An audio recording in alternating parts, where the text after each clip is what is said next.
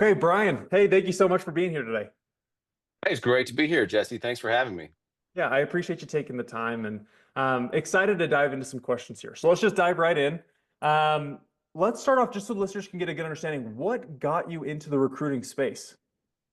That's a great question, and I think most people kind of fall into recruiting. I don't think anyone I've ever met has, sought this out as a career path, which I'm sure there's people out there. But for me, I think it was desperation really initially. I had spent a good decade with a company, kind of just growing through the ranks. And I really had no intention of leaving. I was really invested in my career there. And then one day I was on a business trip and in one of our satellite offices, and our CEO walked through the door, and I knew, whoa, why is she here? And from that day forward, basically, I found out that I wasn't going to have a job by the next week, or I had to make a decision. I could stay on, but basically or the ship was sinking, and so I could have stayed on in this, indefinite environment where the future was certainly bad, and ultimately I had to leave. So I was in a position where I knew for sure I wanted to get out of the industry that I had been in, which was like financial services, very niche, like FX trading, broker. And so I knew I didn't want to do that again, and I wanted to get out of like a regulatory financial services environment. And so I was really kind of just desperate. And I know I'd been meeting with lots of people, working on my resume, exploring lots of career paths. And I got an interview. I was just applying on LinkedIn, and I saw a recruiter job, and I applied for it. And I went in and interviewed for it. And I got the job. And so I think I was in a position then, though, of extreme motivation and fear before I got into recruiting. So once I got something, I was really, really ready to just hit it hard. And so, um, and recruiting is an area where the lazy, or the uncommitted are going to fail pretty quickly. So everything kind of lined up, and I was desperate, and I worked my butt off and survived. Really, that was kind of the name of the game for me at the time. Yeah. It's very impressive whenever I hear somebody cold applying to a position on LinkedIn and just landing the role without using their network or having an inside track or something. I'm always impressed by that because I think the odds are a little bit lower. I mean, you're in recruiting. Is that what you see too? 100%. I think just sending a resume or the cold apply. There's certain roles. There's if your skill set is very niche and you're an expert at what you do, and you cold apply, well, someone there, if someone's paying attention, they're going to notice that. In my experience. Yeah. Yeah, I agree. I agree. But it's always good to know kind of where you came from, how this all started, and the motivation behind it. Tell me, before I dive into this next question, I'd love for listeners to know who's your typical candidate and who's the typical client Sure. that you work with. So typical candidate would be someone in finance, accounting, or financial services industry. I typically work with accountants, corporate FP&A, corporate finance professionals, and then what financial services is more of a unique kind of animal. It's so big and broad, and within that realm, I'll work like with like SBA lenders,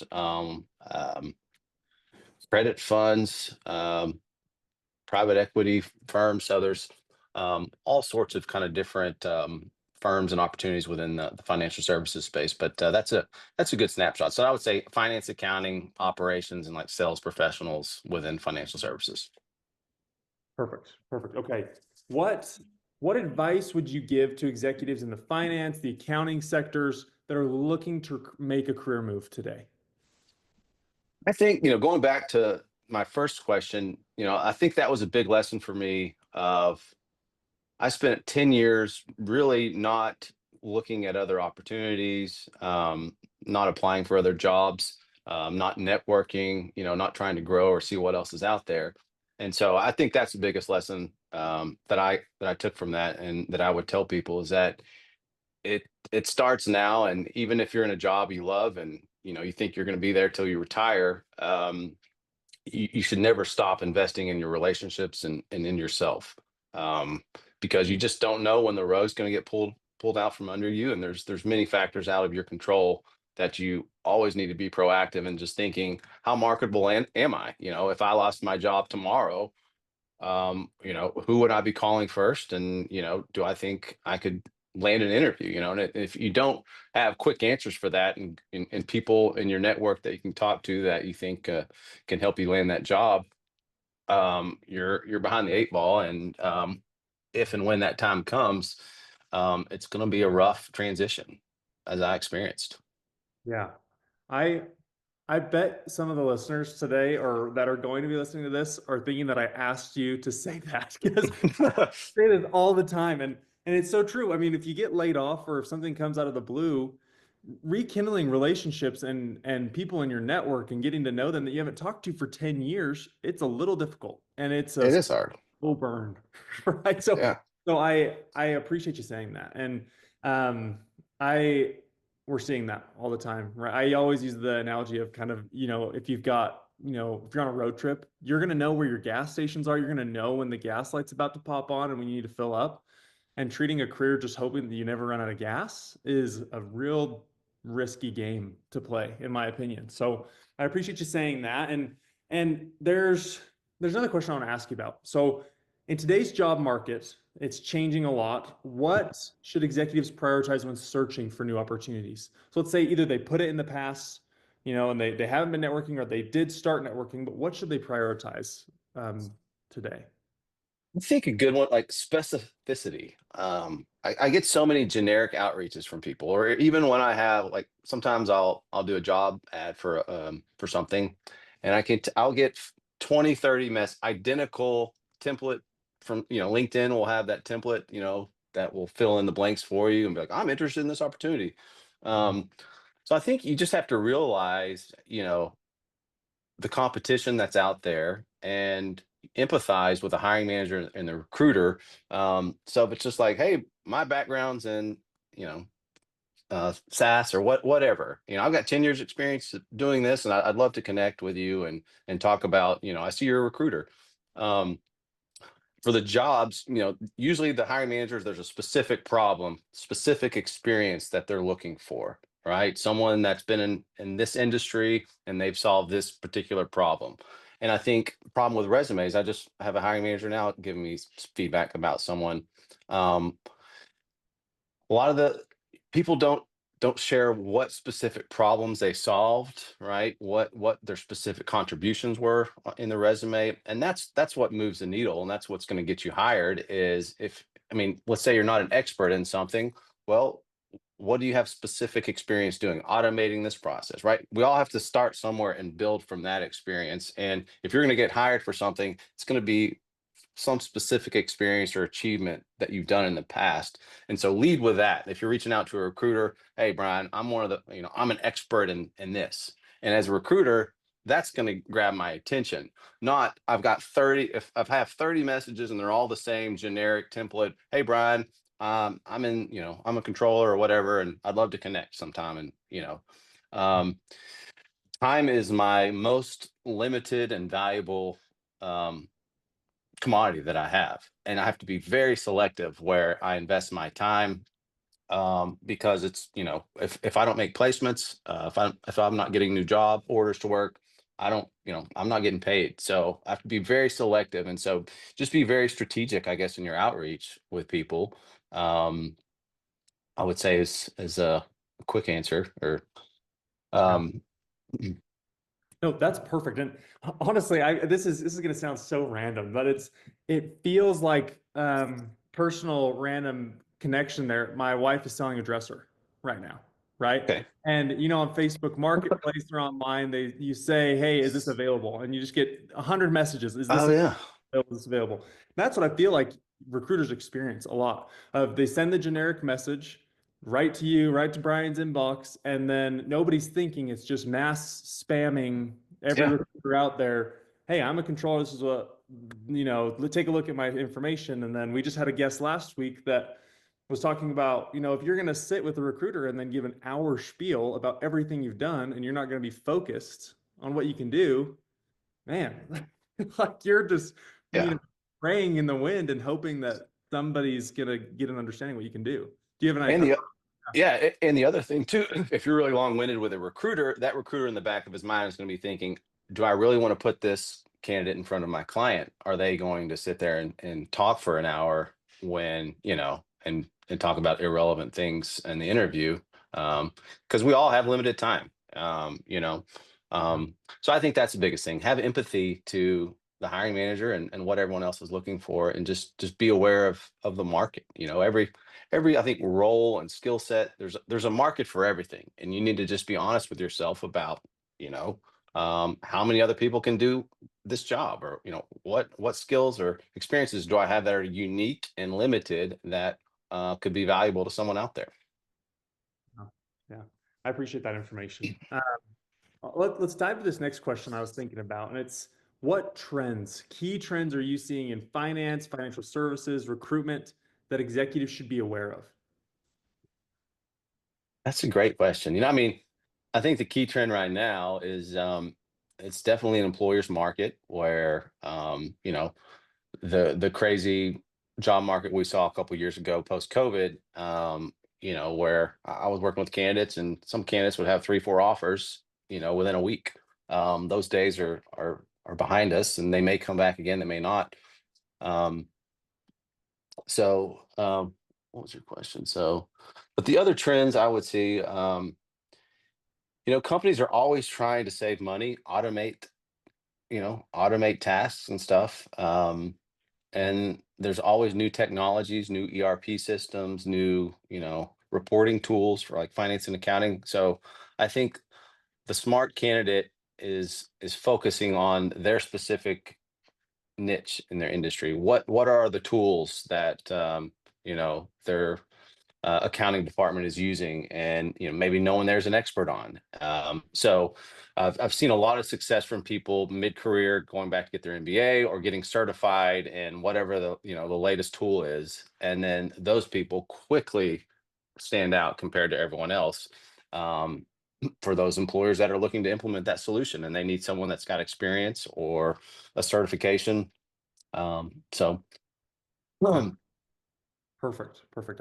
I'm seeing that a lot right now with candidates I'm speaking with about AI certifications. I mean, there's a yep, lot of people that are, cranking those out and getting them in their resume. And so when companies are saying we're looking for somebody focused in AI, they have something, right? To your point, on something that's an experience or accomplishment that hits the exact pain point that they have. Even if they don't have, I mean, honestly, I think not a lot of people have as much experience with AI as it looks. But if you have the certifications, you're going to beat out probably a good portion of everybody else that you're trying to compete with. So 100%. Yeah. yeah, I love that information. I'm curious, what common mistakes are you seeing executives make that maybe we haven't discussed yet? Let's see. I wrote some notes, but I think I wrote down like lack of urgency, focus, and empathy. I think what people need to realize too is not only do you need to have the skill sets, but it's an interviewing contest. It's you go in there, and so your personality, how you answer questions, how you present yourself matters. Unless you're one of one in the world, but um, and so I think what I try to convey to candidates that I'm working with is you don't want to come off as like a job shopper. Like, right? Let's say you're the hiring manager. Like, what do you tell me about your job? And like, why should I be interested or what? Right? Um, People want to hire people that are excited to work for that particular company, that particular job. They bring, um, and then just lack of. I think sending a follow-up email should be standard practice. Thank you for your time, just common courtesy. You don't want to give them reasons to say no. I think every hiring manager is looking for a quick no. Do I need to say no on this person? And if you give them easy reasons to say no, because they're worried about making a mishire on their end. And so you don't want to give them reasons that, oh, um, this person doesn't have, common courtesy. They didn't thank me for my time. But where you're competing against candidates that are sending that follow-up email, that are being professional, that are being courteous, um, and and telling people that you want the job, that you're interested in the specific job. And so I think that goes a long way. These days, candidates, when they go on the market, they may be interviewing at 4 or 5 places, but a guy that I learned from in this industry would always tell people, you've got nothing until you have an offer. So you've got to be interviewing for an offer, um, and really selling yourself and asking for the job.